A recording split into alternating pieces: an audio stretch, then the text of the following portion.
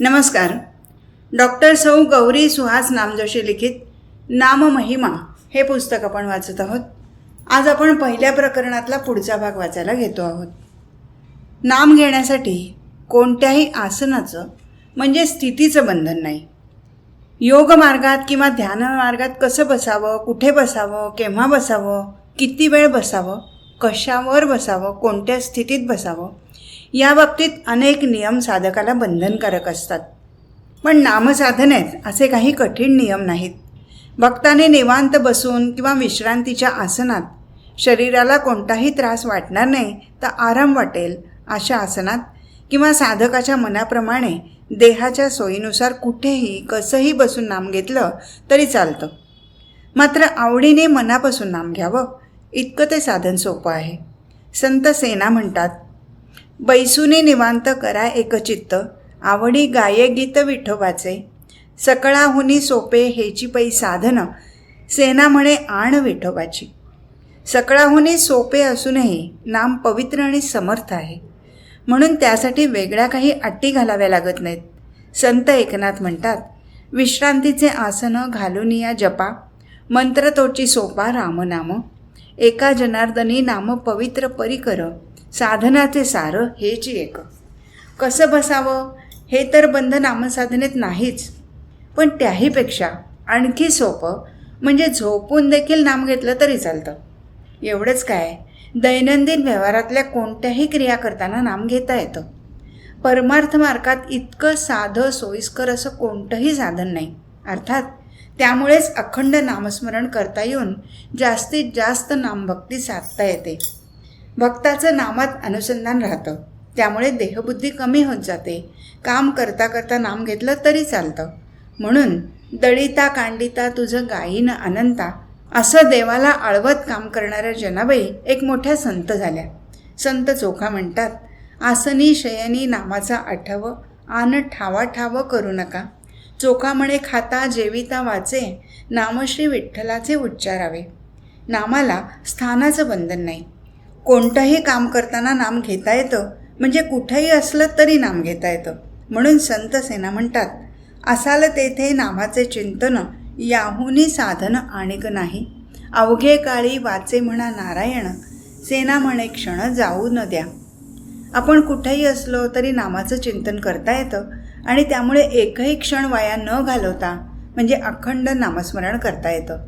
त्यामुळेच रानावनात जाऊन एकांतात बसून नामस्मरण केलं तरी चालतं आणि लोकांमध्ये बसूनही नाम घेतलं तरी चालतं. इतकं ते सोपं आहे.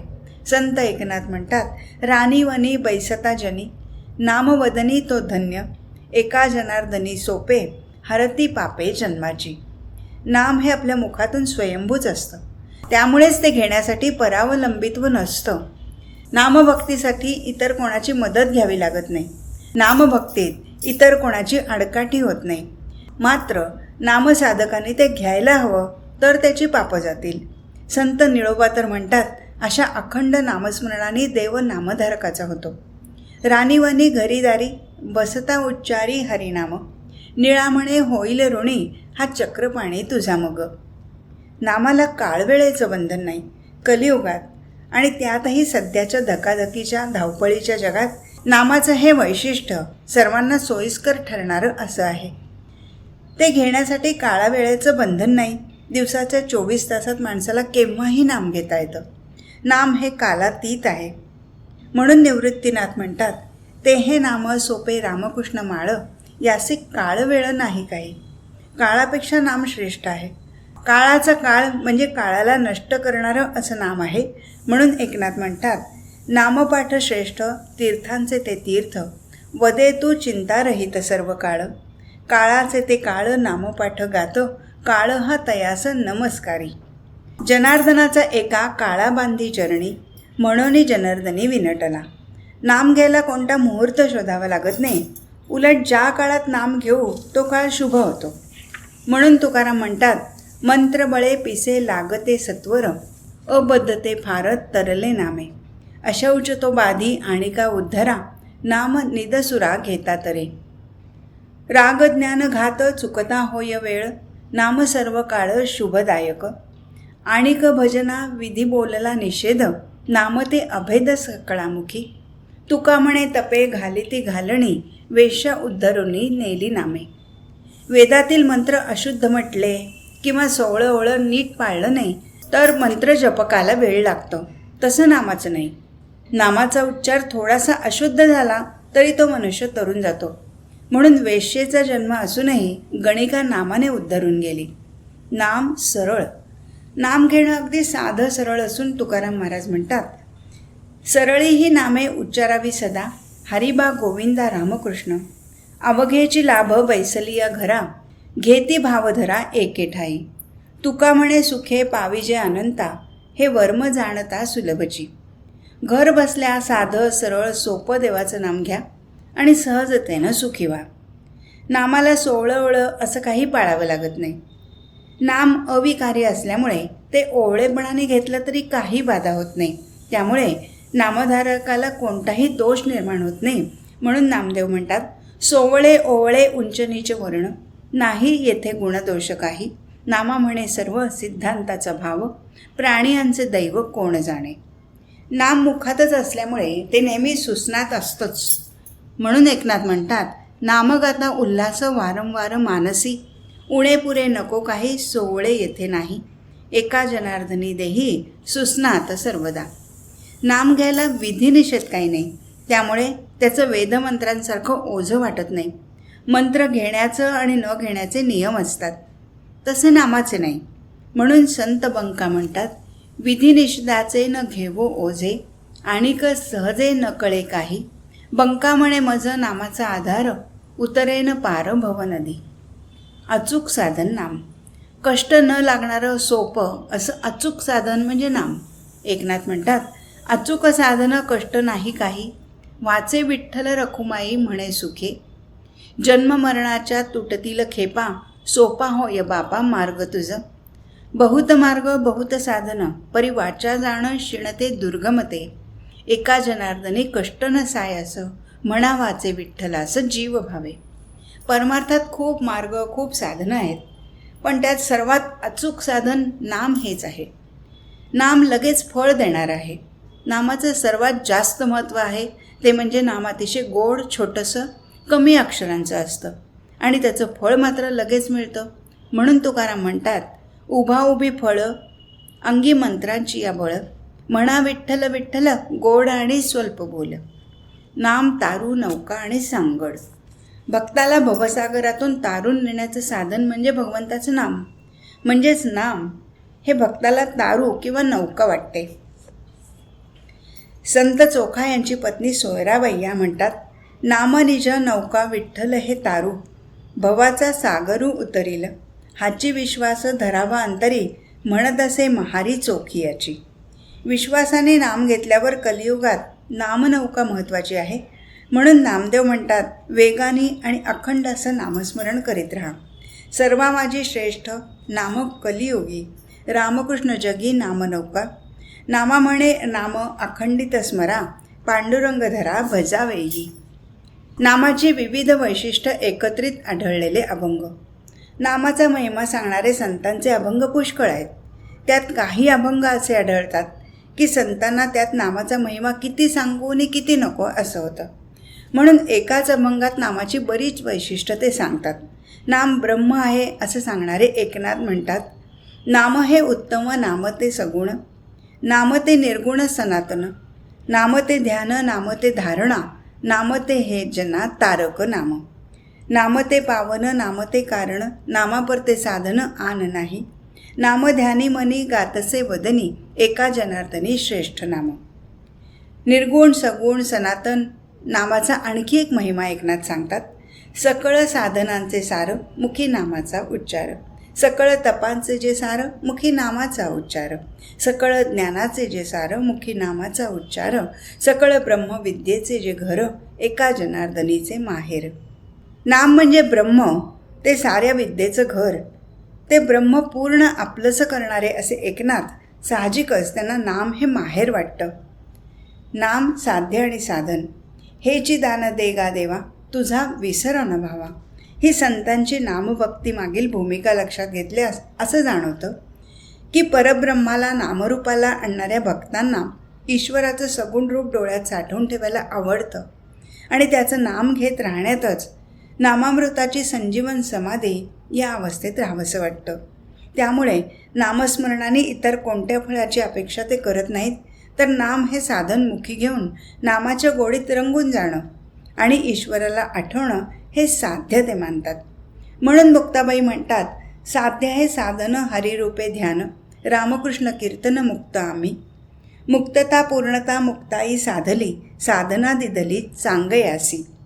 नामाने तृप्त झालेल्या मुक्ताबाई चांगदेवांनाही तोच उपदेश करतात.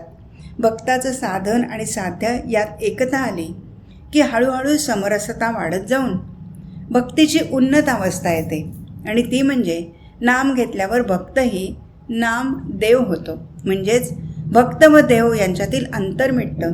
समुद्रातल्या पाण्यात मीठ जसं विरघळतं तसं नामदेवाचं होतं. नाम नामी नामधारक आणि साधन साध्य साधक यामधली एकरूपता. नामदेव म्हणतात, राम म्हणता रामची होसी, भाक घेई मजपाशी, लवण समुद्रा जागा मागे, तेही समुद्र झाले अंगे. वात दीपासंगे गेली, तेही दीप अंगे झाली, नामा सांगे भाविक लोका, नाम घेता राहू नका. भक्त जर अखंड नामस्मरण करत राहिला तर नामीची म्हणजे ज्याचं नाम आहे त्या ईश्वराची शक्ती नामात येते. ओघानेच ती नामसाधकापर्यंत येते आणि भक्त राम म्हणता म्हणता रामच होतो, इतकी एकरूपता येते. म्हणून नामदेव भाविकांना सांगतात, नाम घेतल्याशिवाय राहू नका. अपार नाम. नामाचा महिमा अगाध आहे. त्याचा थांगपत्ता लागत नाही, त्याची विशालता मोजता येणार नाही. ज्ञानदेवांनी निवृत्तीनाथांना विचारलं, नाम केवढं आहे? तेव्हा त्यांनी सांगितलं, नाम गगनाहुनी वाढ आहे. म्हणजे आकाशाचा पार लागत नाही, त्याहीपेक्षा नाम मोठा आहे. म्हणून नामदेव म्हणतात, नामा म्हणे अपार नाम पारावर, श्रीरामसुंदर जप करी. अमूप नाम. म्हणून तुकाराम देवाला म्हणतात, तुका म्हणे तुझे गुण नामरूप, आहेसी अमूप वाणू काही. नाम अनुपम. नाम हे अद्वितीय आहे. नामाला कशाचीही उपमा देता येत नाही. म्हणून एकनाथ म्हणतात, अनुपम्य उदार नाम, अनुपम्य सकाम संतते. नाम महिमा निरुपम आहे. वारकरी संप्रदायाचे जे महत्त्वाचे भक्तिपीठ पंढरपूर, तिथे हरिहरांची एकत्र भेटणारी मूर्ती आहे. श्री शंकर सतत रामनाम घेणारे म्हणजे विष्णू भक्त. तो विष्णू म्हणजेच विठ्ठल. या विठ्ठलाने पंढरी क्षेत्रात भक्ताला म्हणजे शिवशंकराला आपल्या डोक्यावर घेतलं आहे. अशा प्रकारे शिवविष्णूचा समागम येथे आहे. या हरिहराच्या भेटीसाठी संत सज्जन येतात आणि भक्तिभावाने नाम घेतात. त्या नामाचा आनंद काही आगळाच असतो. त्या नामाचा महिमा निरुपम आहे. म्हणून एकनाथ म्हणतात, जे जे क्षेत्र जे जे स्थळी, ते ते बळी आपुले ठाई, परी ऐसे महात्म्य नाही कोठे, जे प्रत्यक्ष भेटे हरिहर. ऐसा संत समागम, ऐसा निरुपम नाम महिमा, दिंडी टके मृदंगनाद, नाही भेद यातीसी. एका जनार्दनी निजसार, पंढरी माहेर भूलोकी. नामाचा अनुभव स्वतः घेतल्यावरच त्याचं महत्त्व समजतं. नामाचा आणि नामभक्तीचा महिमा कितीही सांगितला तरी शब्द अपुरे पडतील. म्हणून नामाचा महिमा निरुपम आहे. कोणतीही उपमा दिली तरी त्यापेक्षा नाम सरस राहील असं नाम आहे. देवांची अनंत नामं. ईश्वराने घेतलेल्या विविध अवतारांच्या रूपागुणानुसार ईश्वराला अनेकविध नामं प्राप्त झाली आहेत. ईश्वर एकच असला तरी देव देवता अनेक आहेत. सगुण ब्रह्माला ईश्वर म्हटलं जातं आणि अवतार घेतल्यावर त्याला देव म्हटलं जातं. त्रिगुण परत्वे ब्रह्मा विष्णू महेश ही देव त्रिपुटी सृष्टीची उत्पत्ती स्थिती आणि लय या कार्यासाठी मानली जाते. प्रसंग परत्वे या देवांनी अवतार घेऊन अनेक देव झाले. सर्व विश्वाच्या बुडाशी असलेला ब्रह्मरूप विश्वात्मा हाच खरा मोठा देव असं सांगून समर्थ नित्यानित्य विवेकाने निश्चल अशा परब्रह्माला जाणून घ्यावं असं सांगतात. ब्रह्म म्हणजे निश्चळ, अंतरात्मा तो चंचळ. ज्याच्या प्रतिमा तो परमात्मा कैसा आहे ऐसे ओळखिले पाहिजे. देवाला अनंत नाम आहेत. श्री विष्णू सहस्रनाम या स्तोत्रात सहस्रनाम आहेत. नामं अनेक असली तरी परमेश्वर एकच आहे. विष्णू सहस्रनाम हे महाभारतात भीष्मांनी धर्माला सांगितलेलं एक स्तोत्र आहे. भीष्माच्या मुखातून पवित्र पावन अशा सर्व धर्माचा उपदेश श्रवण केल्यावर धर्माने त्यांना पुन्हा प्रश्न केला, या जगात परमश्रेष्ठ दैवत कोणतं? परमश्रेष्ठ स्थान कोणतं? कोणाचं स्तवन आणि अर्चन केल्यामुळे मानवाला शुभप्राप्ती होईल? परमश्रेष्ठ धर्म कोणता? कोणता जप केल्यामुळे मनुष्य संसार बंधनातून मुक्त होईल? किमेकम दैवतम लोके किम वाप्येकम परायणम स्तुवन्तः कम कमर्च्यन्तः प्राप्नुयाम मानवाः शुभम को धर्मः सर्वधर्माणां भवतः परमो मतः किम जपन मुच्यते जंतुर जन्म संसार बंधनात. या प्रश्नाचं उत्तर भीष्मांनी दिलं. परमतेज, परमतप, अनादिनिधन, सर्व लोकांचा स्वामी असं जे ब्रह्म परमेश्वर, त्याच्या चिंतनाने, स्तवनाने, अर्चनाने, त्याच्या नामाच्या जपाने मोक्षप्राप्ती होईल. त्याची भक्ती हाच परमधर्म आणि ब्रह्मच परमश्रेष्ठ स्थान होय असं सांगून त्यांनी परमेश्वराची त्याच्या गुणांच्या दृष्टीने प्रचारात आलेली आणि ऋषींनी गायलेली ही सहस्रनामे धर्माला कथन केली. विष्णू म्हणजे सर्व व्यापक ब्रह्म किंवा परमेश्वर. जीवाचं मूळ स्वरूप सच्चिदानंद ब्रह्म हेच आहे. परंतु अविद्येच्या प्रभावामुळे तो स्वतःला देह समजू लागला. त्याचं देह तादात्म्य झालं म्हणून स्वतःचं मूळ स्वरूप विसरून तो स्वतःला जीव, देहधारी, सुखदुःखादी द्वंद्वात, कर्मबंधनात, त्रिगुणात सापडलेला समजतो. त्यामुळे तो जन्ममृत्यूच्या संसाराच्या चक्रात फिरत असतो. ईश्वराचं अखंड स्मरण चिंतन करून त्याचं दर्शन झालं, आत्मानुभव आला म्हणजे ब्रह्मविद ब्रह्मैव भवती या नियमाने मनुष्य ब्रह्मपदाला, सच्चिदानंद स्वरूपाला पोचेल.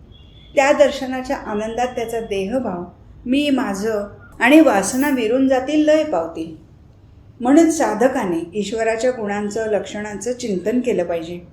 अशा चिंतनाने साधकाच्या मनात ईश्वराविषयी भक्ती, आदर, विनम्रता अनेक भावना उत्पन्न होतील. त्यामुळे ईश्वरावरील भाव दृढतर होत जाईल आणि त्याच्या प्राप्तीचा प्रयत्न अधिक निश्चयाने होईल. ईश्वराचे गुण अनंत आहेत.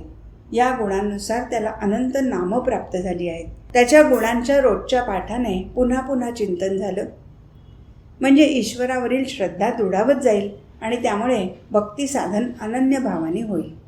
ईश्वराच्या गुणैश्वर्याचं आणि अनंत वैभवाचं वर्णन ईश्वराच्या विविध अनंत नामातून मनुष्याला प्रत्ययाला येतं. देवाची नामं अनंत असली तरी नामभक्तीसाठी काही विशिष्ट नामं अशी आहेत की त्याचं नाम म्हणून स्मरण करण्याचं प्रमाण जास्त आहे. उदाहरणार्थ, श्रीराम जय राम जय जय राम असा 13 अक्षरी जप प्रत्यक्ष श्रीरामाने समर्थ रामदास स्वामींना दिला, तर निवृत्तीनाथांना नाथ संप्रदायाकडून कृष्ण जपाचा वारसा मिळाला. एकनाथ महाराजांना दत्त जप आणि वारकरी संप्रदायाचा रामकृष्ण हरी असा जप, विठोबा रखुमाई असं नामस्मरणासाठी विविध नामजप मान्यता पावले आहेत. काही संतांची नामं आजही भक्तांच्या मुखात जपासाठी किंवा नामघोषासाठी येतात. उदाहरणार्थ, ज्ञानोबा माऊली तुकाराम, निवृत्ती ज्ञानदेव सोपान मुक्ताबाई, एकनाथ नामदेव तुकाराम, ज्ञानेश्वर महाराज की जय. तसंच पंढरपूर, काशी, रामेश्वर, गया, बद्री, केदार यासारख्या तीर्थक्षेत्रांचं नाम, गंगा, यमुना, सरस्वती, गोदावरी, नर्मदा, ब्रह्मपुत्रा यासारख्या नद्यांचं नामस्मरण इतकंच नव्हे तर तुळशीचं देखील नाम घेतल्यास नामधारकाचं पापक्षालन होतं. भगवान श्रीकृष्णाने सांगितलेल्या गीतेचं नाव घेतलं तरी पुण्य लागतं. इतकंच काय, पण नामधारकाचं नाम घेतलं तरी पुण्य लागतं असा भक्तांचा अनुभव आहे. नामस्मरणासाठी देवाचं कोणतंही नाम हे गोडच असतं. नामावर श्रद्धा ठेवून निरहंकार बुद्धीने, समर्पित वृत्तीने नाम घेणं महत्त्वाचं आहे. भगवंताची नामं अनंत असली तरी त्यात असणारं तत्त्व एकच आहे. व्यक्तिपरत्वे प्रत्येकाची आवड वेगळी असते, त्यानुसार ती व्यक्ती नामस्मरण करते. भगवंताची नामं अनंत, तत्त्व एकच. एकनाथ म्हणतात, अगाध भगवंताची नामे, अगाध त्याची जन्मकर्मे, शरण एका जनार्दन, मीनला एकपणे जाऊन.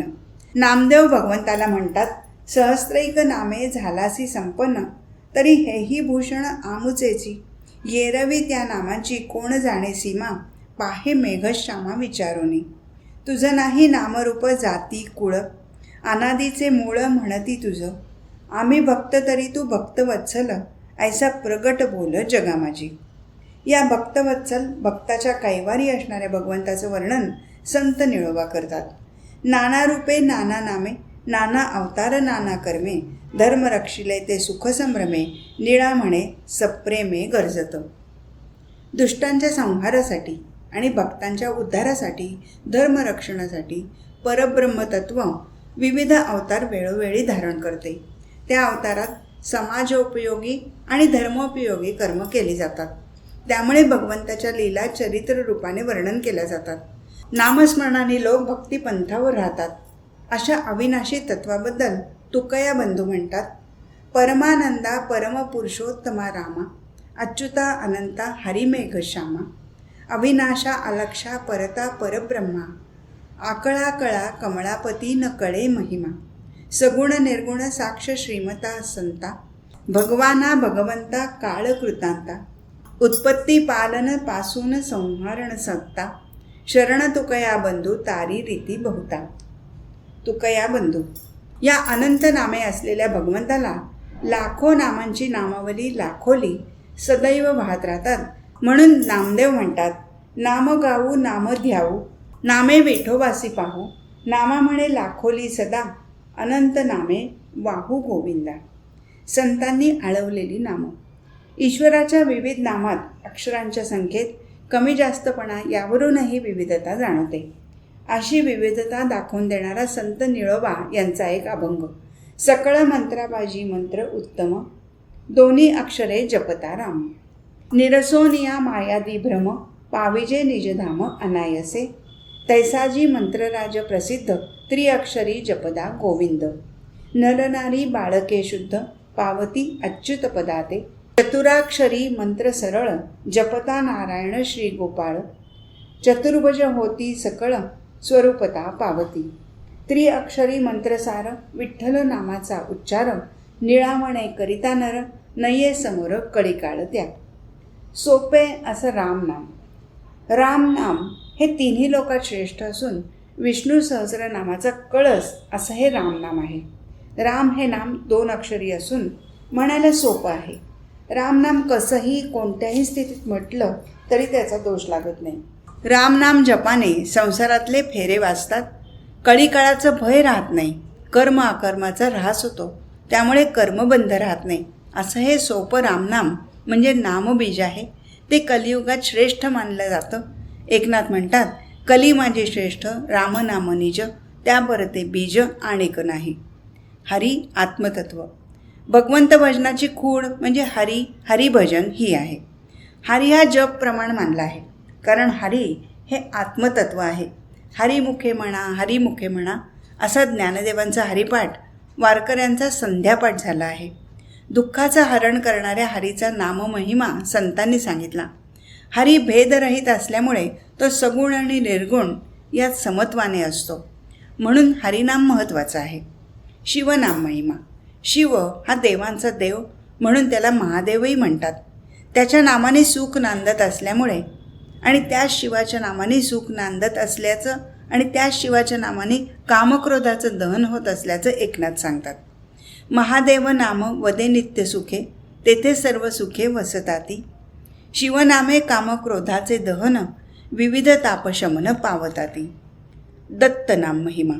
संत एकनाथांच्या कुळाचं दैवत श्री गुरुदेव दत्त असल्याने त्यांनी दत्तनाम महिमा अतिशय आर्ततेने सांगितला आहे. दत्त दत्त म्हणता वाचे, तेणे सार्थक जन्माचे, एक जनार्दनी जपा, मंत्र द्वयाक्षरी हा सोपा. वारकरी संप्रदायांचं आदिदैवत असणारं विठ्ठल नाम. विठ्ठल नामाचं आगळे वेगळे पण ज्ञानदेव सांगतात. जे अरूपारूपा वेगळे, सहस्र नामाहुनी आगळे, परमकृपेचे कोवळे, क्रियाकर्मा विरहित. जे ब्रह्मरखाचे गोठले, ते पंढरीये प्रगटले, बाप रखुमा देवी वर विठ्ठले, नामे आथिले चोखडे रया. ज्ञानदेव म्हणतात, सहस्रनामात विठोबाचे नाम नाही.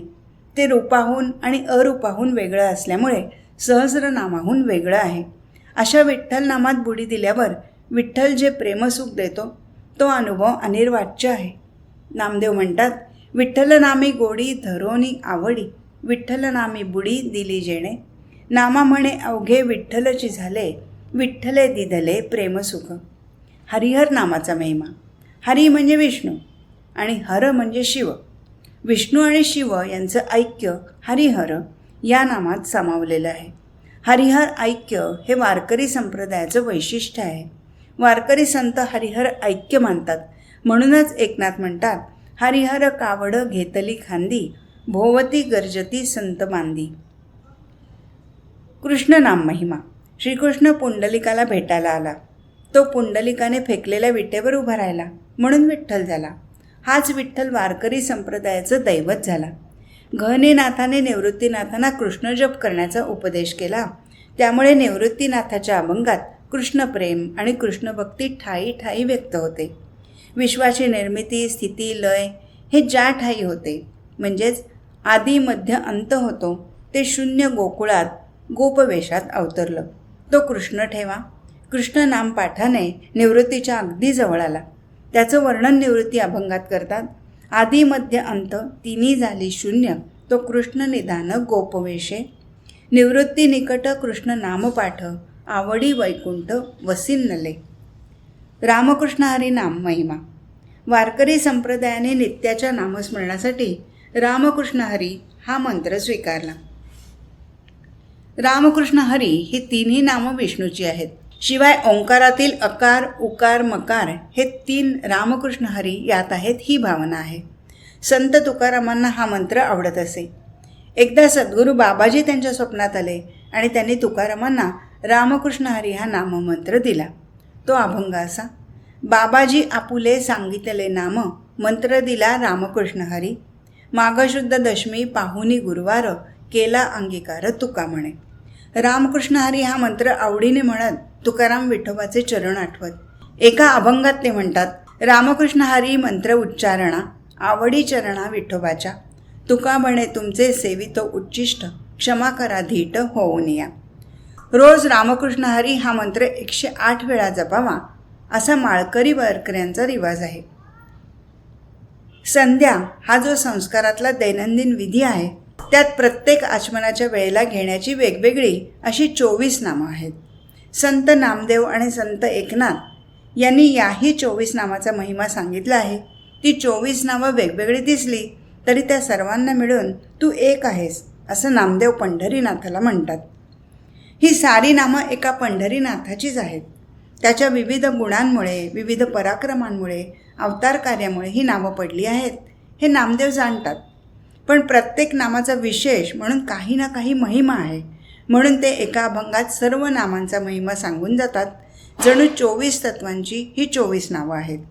5 ज्ञानेंद्रिय, 5 कर्मेंद्रिय, 5 महाभूत, 5 तन्मात्रा, मन, बुद्धी, अहंकार आणि चित्त. याशिवाय प्रत्येक नामावर वेगवेगळा अभंग आहे.